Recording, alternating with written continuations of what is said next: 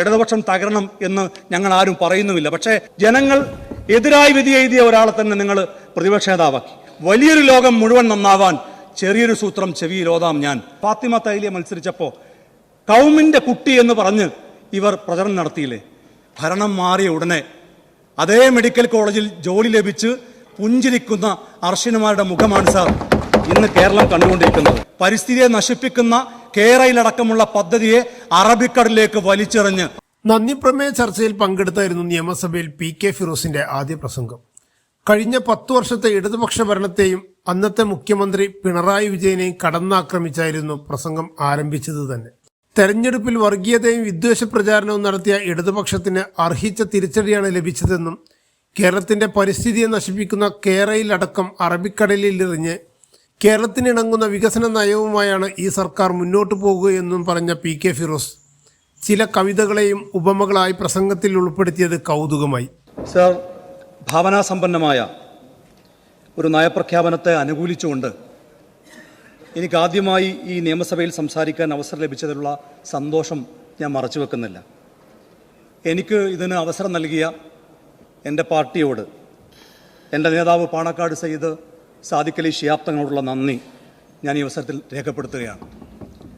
Sir, മൺമറഞ്ഞുപോയ ഒരുപാട് നേതാക്കന്മാർ പ്രതിനിധീകരിച്ചൊരു മണ്ഡലമാണ് എൻ്റെ നിയോജകമണ്ഡലം കൊടുവള്ളി.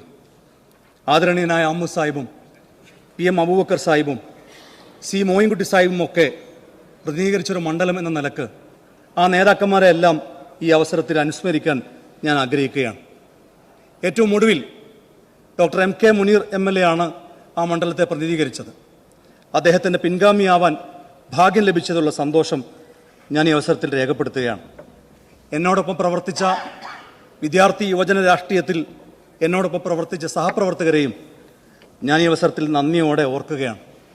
അതിലെല്ലാം ഉപരിയായി ചരിത്രത്തിലെ ഏറ്റവും ഉയർന്ന ഭൂരിപക്ഷം നൽകി എന്നെ വിജയിപ്പിച്ച കൊടുവള്ളിയിലെ വോട്ടർമാരോടുള്ള നന്ദി രേഖപ്പെടുത്താൻ കൂടി ഞാൻ ഈ അവസരം വിനിയോഗിക്കുകയാണ്. സർ, കഴിഞ്ഞ 10 വർഷക്കാലം നയപ്രഖ്യാപനം ഒരു ഭാഗത്തും ഭരണം മറ്റൊരു വഴിക്കും സഞ്ചരിച്ചപ്പോൾ പറയുന്നത് നടപ്പിലാക്കാൻ ഇച്ഛാശക്തിയുള്ള ഒരു സർക്കാരാണ് സർ ഇന്ന് കേരളം ഭരിച്ചുകൊണ്ടിരിക്കുന്നത്. സർ, നയമാറ്റം സർവ്വമേഖലയിലും പ്രകടമാണ്. UDFന്റെ സത്യപ്രതിജ്ഞാ ചടങ്ങ് തന്നെ കണ്ടാൽ നമുക്ക് അക്കാര്യം ബോധ്യമാകും. ഒരർത്ഥത്തിൽ ജനങ്ങൾ കയ്യേറിയ സത്യപ്രതിജ്ഞാ ചടങ്ങ്. ശ്രീലങ്കയിൽ ഭരണമാറ്റം ഉണ്ടായപ്പോൾ ഭരണാധികാരിയുടെ വീട്ടിലും നീന്തൽക്കുളത്തിലുമൊക്കെ ജനങ്ങൾ കയറിയിറങ്ങുന്ന കാഴ്ച നമ്മൾ കണ്ടു. കേരളത്തിലൊരു ഭരണമാറ്റം ഉണ്ടായപ്പോൾ ക്ലിഫ് ഹൗസിലെ മോടി പിടിപ്പിച്ച നീന്തൽക്കുളത്തിലേക്ക് ജനങ്ങൾ കയറാതിരുന്നത് അവരുടെ ഉയർന്ന രാഷ്ട്രീയ ബോധ്യം കൊണ്ട് മാത്രമാണ് സർ.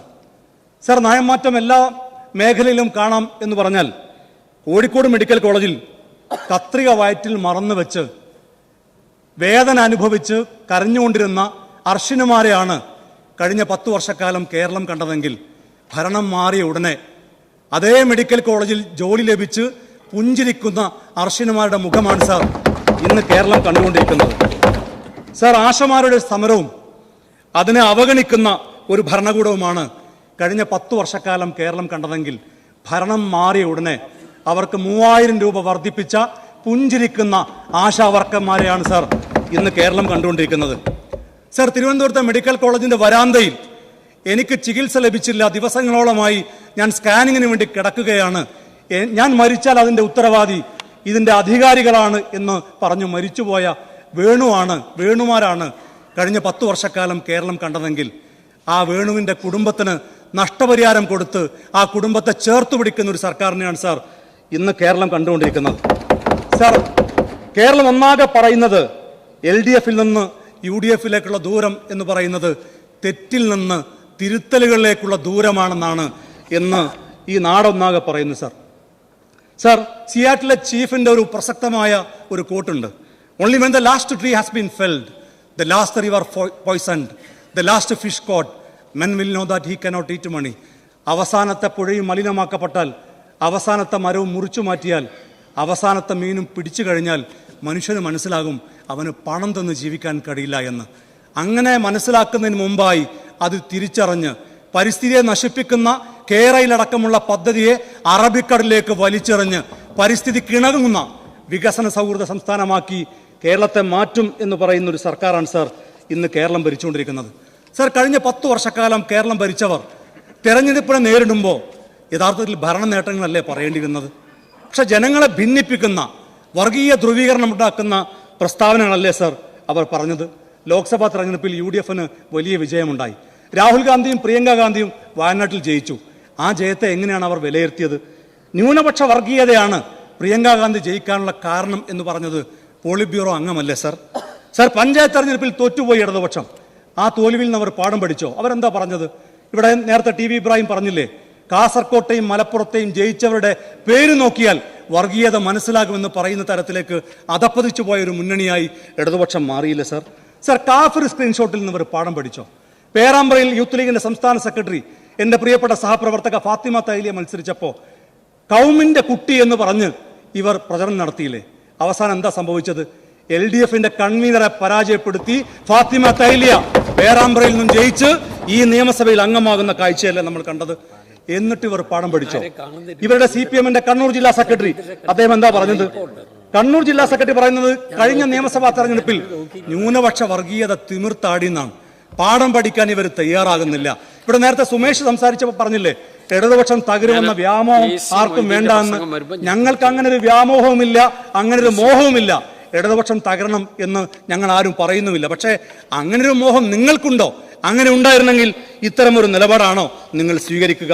സർ, ഞങ്ങളുടെ നേതാവ് PK കുഞ്ഞാലിക്കുട്ടി സാഹിബിന് കഴിഞ്ഞ നിയമസഭാ തെരഞ്ഞെടുപ്പിൽ ലഭിച്ച ഭൂരിപക്ഷം 85,000 സർ, നിങ്ങളുടെ നേതാവ് കഴിഞ്ഞ നിയമസഭാ തെരഞ്ഞെടുപ്പിൽ ഇടതുപക്ഷ മുന്നണിയെ നയിച്ച നേതാവിന് ആകെ കിട്ടിയ വോട്ട് 85,000 സർ, ഇത് ജനങ്ങൾ കൃത്യമായി വിധി എങ്ങനെയാണ് രേഖപ്പെടുത്തിയത് എന്നതിന്റെ നേർരൂപമല്ലേ സർ?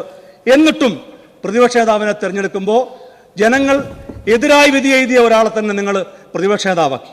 എന്നോടൊരു DYFയുടെ നേതാവിൻ്റെ ഒരു സുഹൃത്ത് എന്നോട് ചോദിച്ചത്, ഞങ്ങൾക്കൊരു കരിങ്കൊടി പ്രകടനം നടത്താനുള്ള അവസരം എങ്ങനെ ഞങ്ങൾക്ക് കിട്ടുക?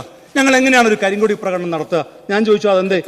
നിങ്ങളുടെ കാലത്ത് നിങ്ങൾ പ്രതിപക്ഷത്തിരിക്കുമ്പോൾ കരിങ്കൊടി പ്രകടനം നടത്തിയതിന്റെ പേരിൽ ഹെൽമറ്റ് ഉപയോഗിച്ച് തല തല്ലിപ്പൊളിച്ചപ്പോൾ അത് രക്ഷാപ്രവർത്തനമാണ് എന്ന് പറഞ്ഞ് അന്നത്തെ മുഖ്യമന്ത്രിയാണ് ഇന്നത്തെ പ്രതിപക്ഷ നേതൃസ്ഥാനത്തിരിക്കുമ്പോൾ ഞങ്ങൾക്കൊരു കരിങ്കൊടി പ്രകടനം പോലും നടത്താൻ കഴിയില്ല എന്ന് പറയുന്ന തരത്തിലേക്ക് DYFI നേതാക്കന്മാർക്ക് പോലും കാര്യം മനസ്സിലായി. CPMന്റെ ജില്ലാ കമ്മിറ്റികൾ പ്രതിപക്ഷ നേതൃസ്ഥാനത്ത് നിന്ന് ഇന്ന് തെരഞ്ഞെടുക്കപ്പെട്ട ശ്രീ പിണറായി വിജയൻ മാറണമായിരുന്നു എന്ന അഭിപ്രായം രേഖപ്പെടുത്തി. പക്ഷേ പ്രതിപക്ഷത്തിരിക്കുന്ന MLA മാർക്ക് ഒരക്ഷരം പോലും പറയാൻ കഴിയുന്നില്ല. മഹാകവി G. ശങ്കരക്കുറുപ്പിന്റെ ഒരു വാക്കുകൾ ഞാൻ ഓർക്കുകയാണ്, കവിത ഞാൻ ഓർക്കുകയാണ്. ചങ്ങലക്കെട്ടിൽ കിടക്കയാണെന്നും നിങ്ങളുടെ അന്ധകരണം, കണ്ടിട്ടും കാണാതെ കേട്ടിട്ടും കേൾപ്പാതെ മിണ്ടാതെ നിങ്ങളിരിപ്പൂ എന്ന് പറഞ്ഞ അതേ അവസ്ഥയിലേക്ക് പ്രതിപക്ഷത്തിരിക്കുന്ന MLA മാർ പോലും മാറുന്ന ഒരു കാഴ്ചയാണ് സാർ ഇന്ന് നമ്മൾ കണ്ടുകൊണ്ടിരിക്കുന്നത്. സാർ, പ്രതിപക്ഷം ക്രിയാത്മകമാകുമ്പോഴാണ് ജനാധിപത്യം സക്രിയമാകുന്നത്. പ്രതിപക്ഷത്തെ മാനിക്കുന്ന ഒരു മുഖ്യമന്ത്രിയാണ് ഇന്ന് കേരളം ഭരിച്ചുകൊണ്ടിരിക്കുന്നത്. ഞങ്ങൾ പ്രതിപക്ഷത്തെ അംഗീകരിക്കും. പക്ഷേ നിങ്ങളത് മനസ്സിലാക്കണം, ഉമ്മൻചാണ്ടി കേരളം ഭരിച്ചിരിക്കുന്ന സമയത്ത് എങ്ങനെയാണോ നിങ്ങൾ പ്രതിപക്ഷത്ത് പ്രവർത്തിച്ചത് അതുപോലെയാണ് പ്രവർത്തിക്കാൻ നിങ്ങളുടെ ഭാവമെങ്കിൽ കേരളത്തിലെ ജനങ്ങൾ അത് അംഗീകരിക്കില്ല. സ്പീക്കറുടെ കസേര മറിച്ചിട്ട് പൊതുമുതൽ നശിപ്പിച്ച് അങ്ങനെയുള്ള ഒരു പ്രതിപക്ഷത്തിന്റെ അതേ ശൈലിയാണ് നിങ്ങൾ ഇനിയും ഇവിടെ ആവർത്തിക്കാൻ പോകുന്നതെങ്കിൽ കേരളം അത് അംഗീകരിക്കാൻ പോകില്ല എന്ന് നിങ്ങൾ മനസ്സിലാക്കണം. അതുകൊണ്ട് മഹാകവി കുഞ്ഞുണ്ണി മാഷെ ഒരു ചെറിയ കവിത കൂടി ഞാൻ ഓർമ്മിപ്പിച്ചുകൊണ്ട് ഞാൻ എൻ്റെ പ്രസംഗം അവസാനിപ്പിക്കുകയാണ്. വലിയൊരു ലോകം മുഴുവൻ നന്നാവാൻ ചെറിയൊരു സൂത്രം ചെവിയിലോതാം ഞാൻ, സ്വയം നന്നാവുക. അതുകൊണ്ട് പ്രതിപക്ഷം സ്വയം നന്നായി പ്രതിപക്ഷത്തിന്റെ ഉത്തരവാദിത്തം ഏറ്റെടുക്കാൻ തയ്യാറാകണം എന്ന് മാത്രം പറഞ്ഞുകൊണ്ട് ഈ നന്ദി പ്രമേയത്തെ പിന്താങ്ങി ഞാൻ പ്രസംഗം അവസാനിപ്പിക്കുന്നു. നന്ദി, നമസ്കാരം.